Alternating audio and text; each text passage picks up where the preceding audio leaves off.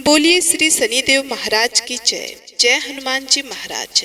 भगवान शिव और हनुमान जी की कृपा आप पर और आपके परिवार पर सदा सर्वदा बनी रहे।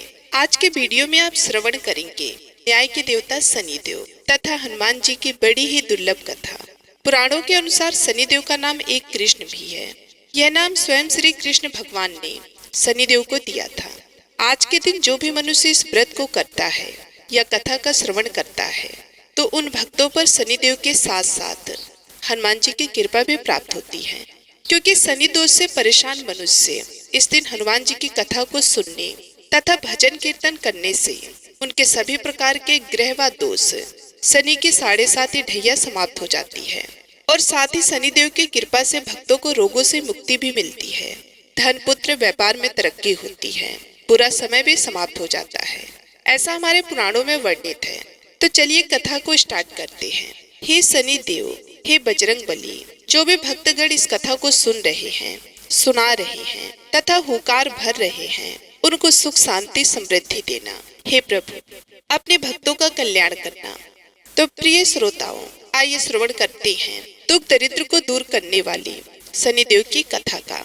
किसी गांव में एक बहुत ही विद्वान ब्राह्मण रहा करता था। एक दिन रात्रि में उसने सपने में देखा कि एक नीला वस्त्र पहने हुए बहुत ही दिव्य पुरुष उससे कह रहे हैं कि हे ब्राह्मण देवता, मैं तुझे लाखूंगा। अब देखिए, यह सपना उस ब्राह्मण को रोज दिखाई देता था। इससे वह परेशान हो गया और दुबला पतला होने लगा। उसका स्वास्थ्य बहुत ही गिरने लगा। एक दिन उसकी स्त्री ने कहा, देखिए जी, मैं आपको कितना अच्छे से खिलाती पिलाती हूँ, दूध मलाई खिलाती हूँ, अच्छा भोजन आहार पकाकर खिलाती हूँ, फिर भी आप इतने दुबले पतले क्यों होते जा रहे हैं? इसका क्या कारण है?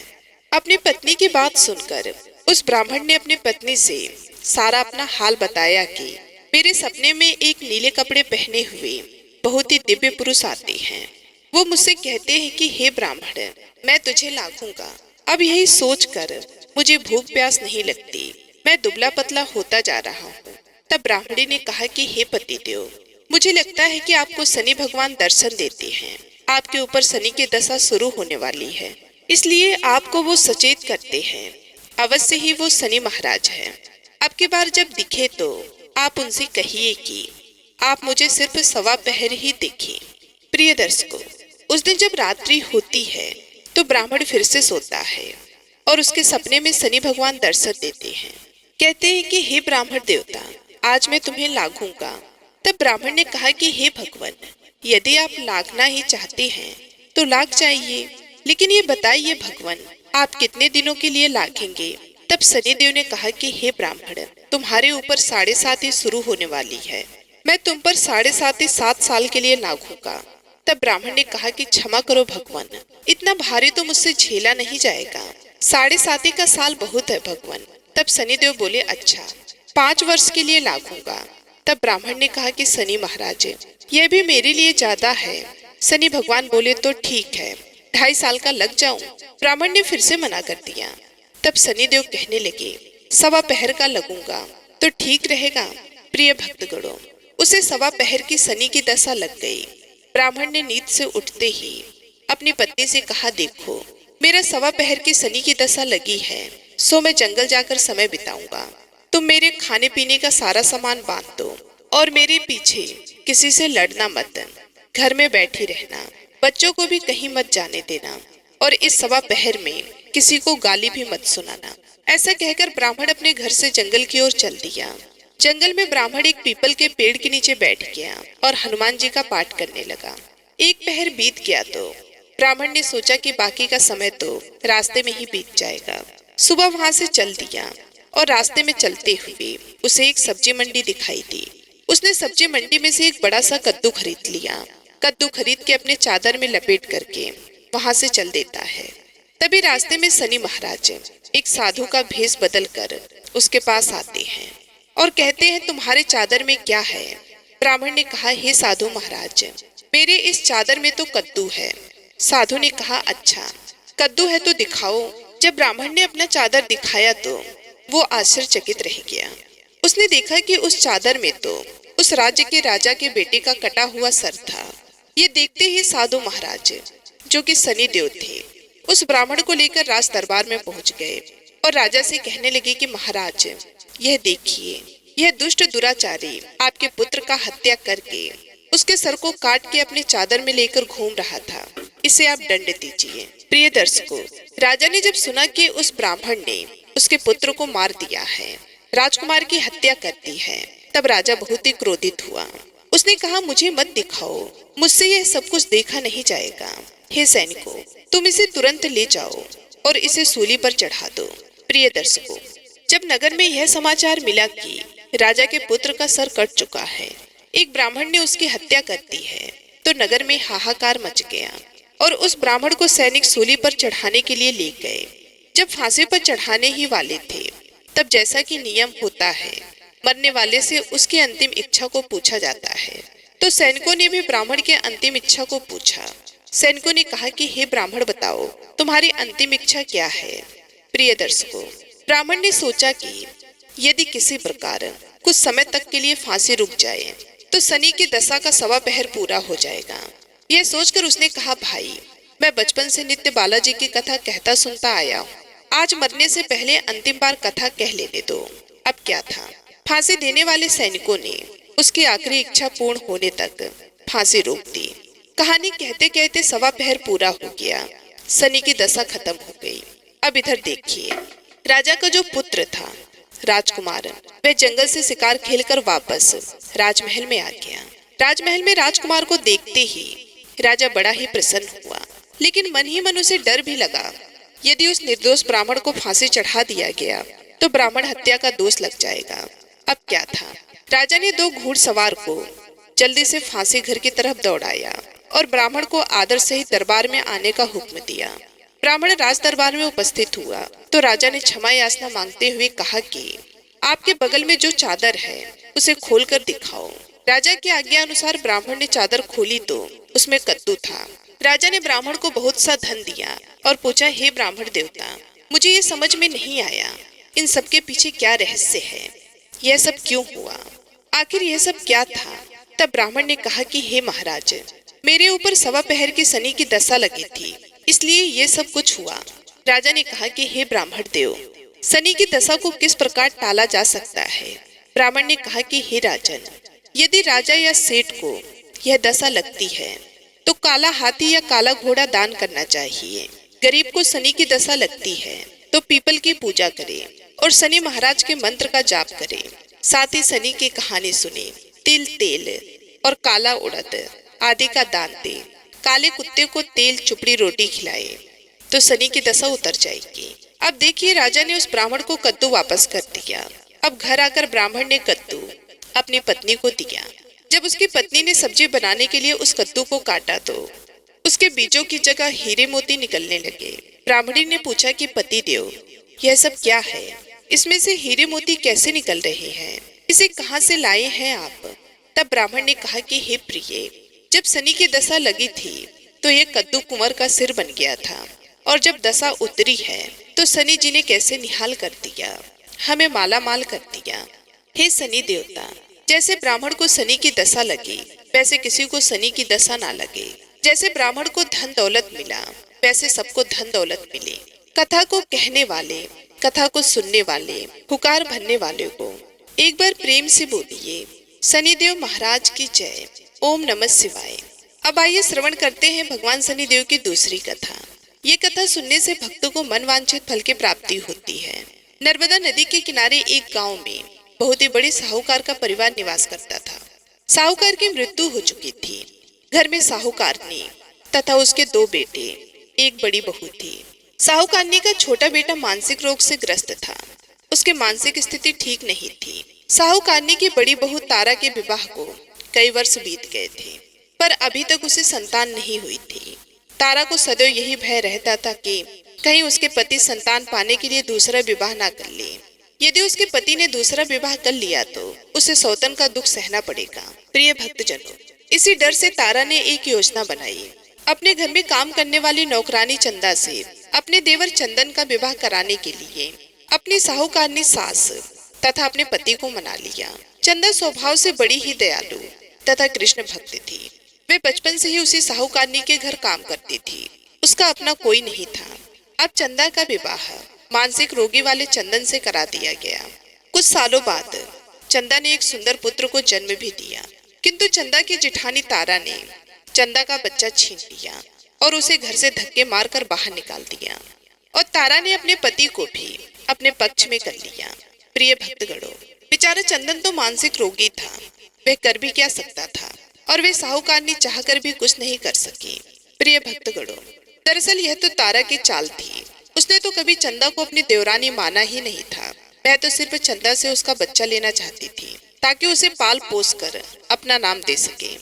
अब देखिए, चंदा के बार बार रोने गिड़गिड़ाने पर भी तारा नहीं मानी और उसे उस गांव से ही निकाल दिया। अब चंदा गांव-गांव भटकने लगी। भटकते भटकते वे कृष्ण जी के एक पुराने मंदिर में पहुंच गई। वहीं पर उसने प्रभु से न्याय की गुहार लगाई। वह अपना सर भगवान के चौखट पर पटकने लगी तथा लगातार ओम कृष्णाय नमः इस मंत्र का जाप भी करती रही। प्रिय भक्तगणों, उस स्त्री की करुणा पुकार न्याय के देवता शनिदेव ने सुनी तथा भगवान श्री कृष्ण के आदेश से तुरंत चंदा के पास उपस्थित हो गए और साधारण मनुष्य का रूप धारण करके उसे अपने आप को कष्ट न पहुंचाने के लिए कहा और कहा कि हे बहन, तुम भगवान श्री कृष्ण पर विश्वास रखो और ओम कृष्णाय नमः इस मंत्र का जाप करती रहो। तुम्हारा अवश्य ही कल्याण होगा। तुम्हें जो भी दुख है सब भगवान श्री कृष्ण हर लेंगे और शनिदेव की कृपा से तुम्हारा मंगल होगा। ये सुनकर चंदा भगवान श्री कृष्ण की आराधना में लग जाती है। शनिदेव का ध्यान करते हुए ओम कृष्णाय नमः मंत्र का जाप करने लगी। अब शनिदेव एक साधु का भेष बदलकर साहूकारनी के घर पहुंच गए और अलग निरंजन का अलग जगाने लगे। तब घर से बाहर साहूकारनी निकली और उन्हें भिक्षा देकर प्रणाम किया। तब साधु रूपी शनिदेव ने कहा कि हे देवी, मैंने सुना है आपके घर में कोई मानसिक रोगी है। मैंने 7 सालों से हिमालय के जंगलों में भटकती हुई बहुत ही दुर्लभ जड़ी बूटी इकट्ठी की है जो हर प्रकार के रोगों को समाप्त कर देती है। यदि आप कहे तो मैं आपके घर के मरीज को ठीक कर सकता हूँ। उस साधु की बात सुनकर उस साहूकारनी ने कहा कि हे महात्मा, अहो भाग्य जो आप यहाँ पधारे। महाराज जी, मेरा छोटा बेटा है जो कि दिमागी रूप से बीमार है। आप उसे ठीक कर दीजिए। आप जो चाहेंगे मैं वह आपको दूंगी। आइए, घर के अंदर आइए। साहूकारनी ने अपने बेटे चंदन को साधु महाराज को दिखाया, जो अब चंदा के चले जाने से बहुत ही दुखी था। साधु महाराज ने अपने कमंडल से जल निकालकर उसे आमंत्रित करके चंदन को पीने के लिए दिया। उस जल को पीते ही चंदन बिल्कुल ठीक हो गया और साधु महाराज ने तारा को भी बहुत समझाया कि वे चंदा का बच्चा उसे वापस कर दे और अपनी गलती को स्वीकार कर ले, किंतु तारा नहीं मानी। वह तो उल्टे ही साधु महाराज को ही डांटने लगी। यहाँ तक कि चंदन के ठीक होने से उससे ईर्ष्या भी होने लगी। इस बात से रुष्ट होकर भगवान शनिदेव की दशा तारा को लग गई और वह मानसिक रोगी हो गई। उसका एक हाथ लकवा से ग्रस्त हो गया। साधु महाराज के बताए अनुसार चंदन अपनी पत्नी चंदा को घर ले आया और अपनी पत्नी, बच्चे और माँ के साथ हंसी खुशी जीवन व्यतीत करने लगा। प्रिय दर्शकों, तारा को शनिदेव ने उसके कर्मों का फल दिया और चंदा के सिर्फ ओम कृष्णाय नमः मंत्र का जाप करने से उस पर कृपा बरसाई और उसका बच्चा, पति, परिवार वापस मिल गया। उसका पति स्वस्थ हो गया। जय शनिदेव, जय जय शनिदेव, ओम नमः शिवाय। प्रिय दर्शकों, कथा को समाप्त करने से पहले बहुत ही महत्वपूर्ण जानकारी के विषय में साढ़े साती क्या होती है, इससे लोग क्यों डरते हैं। देखिए, यह बात सही है कि साढ़े साती के समय व्यक्ति को कठिनाइयों एवं परेशानियों का सामना करना होता है, किंतु इसमें घबराने वाली कोई बात नहीं है। इसमें कठिनाई और मुश्किल हालात जरूर आते हैं, परंतु इस दौरान व्यक्ति को कामयाबी भी मिलती है। बहुत से व्यक्ति साढ़े साती के प्रभाव से सफलता की ऊंचाइयों पर पहुंच जाते हैं। साढ़े साती व्यक्ति को कर्मशील बनाता है और उसे कर्म की ओर ले जाता है। हठी, अभिमानी और कठोर व्यक्तित्व वाले व्यक्ति से ये काफी मेहनत करवाता है। साढ़े साती के 3 चरण होते हैं। साढ़े साती का पहला चरण नजदीकी रिश्तेदारों और जातक को प्रभावित करता है। साढ़े साती का दूसरा चरण व्यापार और गृहस्थ को प्रभावित करता है। साढ़े साती का तीसरा पहर जो परिवार और स्वास्थ्य को प्रभावित करता है। भगवान शनिदेव न्याय के देवता हैं। यह कभी भी किसी को ऐसे ही दंड नहीं देते। यदि दंड देते हैं तो उसे उसके साथ ही साथ बहुत ही बड़ी शिक्षा भी देते हैं। जैसे एक माता अपने पुत्र की गलती पर उसे दंड देती है, उसकी भलाई के लिए, उसे सही मार्ग पर ले जाने के लिए, ठीक वैसे ही शनिदेव कर्म और न्याय के पथ पर चलने के लिए मनुष्य को दंड देते हैं। ताकि वे डर कर आगे ऐसा कार्य ना करे और अपने जीवन को सरल और सार्थक बनाए। भगवान शनिदेव तो न्याय की मूर्ति है। इनकी पूजा तथा भक्ति करके व्यक्ति धन दौलत से संपन्न हो जाता है, सफलता की नई ऊंचाइयों को छूता है, जीवन में तरक्की करता है, घर में सुख समृद्धि वैभव का आगमन होता है, व्यक्ति का जीवन सुखमय हो जाता है। भगवान शनिदेव को प्रसन्न करने के लिए शनिवार के दिन पीपल के पेड़ के नीचे शाम को दिया अवश्य ही जलाएं और कुत्ते को तेल से चुपड़ी रोटी खिलाएं। शनिवार को जल में तिल डालकर पीपल को जल चढ़ाएं। इससे शनिदेव अत्यंत ही प्रसन्न होते हैं। और महामंत्र ओम कृष्णाय नमः मंत्र का जाप भी करें। ओम गंग गणपतये नमः। पौराणिक कथा के अनुसार बहुत पुराने समय की बात है। एक साहूकार निधि, उसका बेटा और बहू थे। पति की मृत्यु युवावस्था में ही हो गई थी।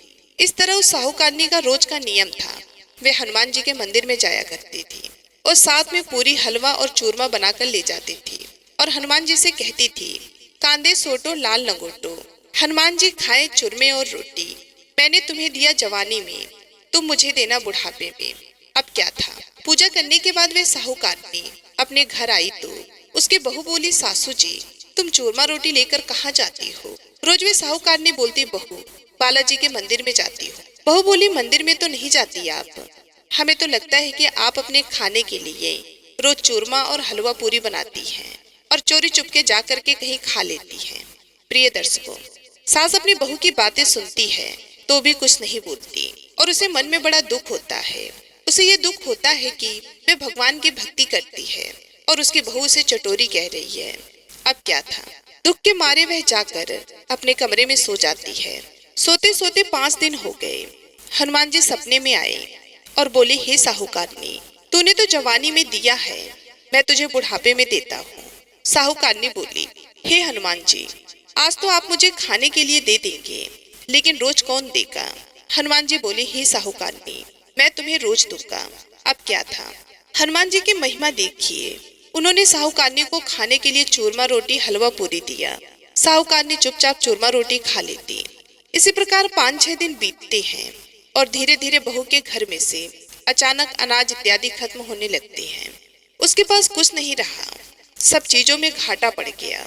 बहू ने सोचा, सास को 7 दिन हो गए हैं, मैंने तो उन्हें खाने को कुछ दिया भी नहीं, देखो तो कैसी हैं। अब देखिए, बहू अपने सास के कमरे में जाकर देखती है तो उसने क्या देखा कि उसके सास तो अच्छी भली मोटी ताजी है। बहू बोली, सासू जी मैंने तुम्हें खाने को भी नहीं दिया और तुम क्या खाती हो, इतनी स्वस्थ और मोटी ताजी हो। बहू के बात सुनकर सास बोली कि मुझे तो हनुमान जी मीठे मीठे हलवा चूरमा और रोटी दे जाते हैं, मैं वही खाती हूँ। अब क्या था, वे बहू सास के पैरों में गिर गई। उसे पछतावा हुआ। वह बोली, हे सासू माँ हम तो तुम्हारे भाग का खाते हैं, हमारे घर में तो कुछ भी नहीं रहा। मैंने आपको खाना नहीं दिया, मैंने आपके भक्ति को झूठा समझा, आपको चटोरी समझा, इसलिए भगवान ने मुझे दंड दिया। 7 दिन के अंदर ही हमारे घर से अनाज धन इत्यादि सभी समाप्त हो गया। हे सासू माँ अब आप ही सब कुछ संभालें, मुझे आपकी भक्ति पर विश्वास हो गया। आपने हनुमान जी को भोग लगाया जवानी में और हनुमान जी ने आपको वही भोग बुढ़ापे में लौटाया। आपका पेट भरा। हनुमान जी की महिमा अपरंपार है, कोटि कोटि प्रणाम है। प्रिय भक्तों, अब क्या था, उस सास ने खुशी खुशी घर की सारी जिम्मेदारी संभाल ली। सास यानी कि वह साहूकारनी हनुमान जी को रोज चूरमा हलवा पूरी खिलाया करती थी, हलवा पूरी चढ़ाया करती थी। फिर घर में बहुत बरकत हुई और खूब धन धान आने लगा। हे हनुमान जी महाराज, हे बालाजी महाराज, जैसे आपने उस साहूकारनी को दिया वैसे सबको देना, सबके घर में अनाज धन के भंडार भरना, सबका मंगल करना। इस कथा कहानी को कहने व सुनने वाले तथा हुकार भरने वाले सभी को देना। तो बोलिए बजरंगबली हनुमान की जय। ओम नमः शिवाय। प्रिय भक्तगणों, हमारी दूसरी कथा है मंगल देवता की कथा। बहुत समय पहले की बात है, किसी गांव में एक बुढ़िया रहती थी। वह मंगल देव को अपना इष्ट मानती थी।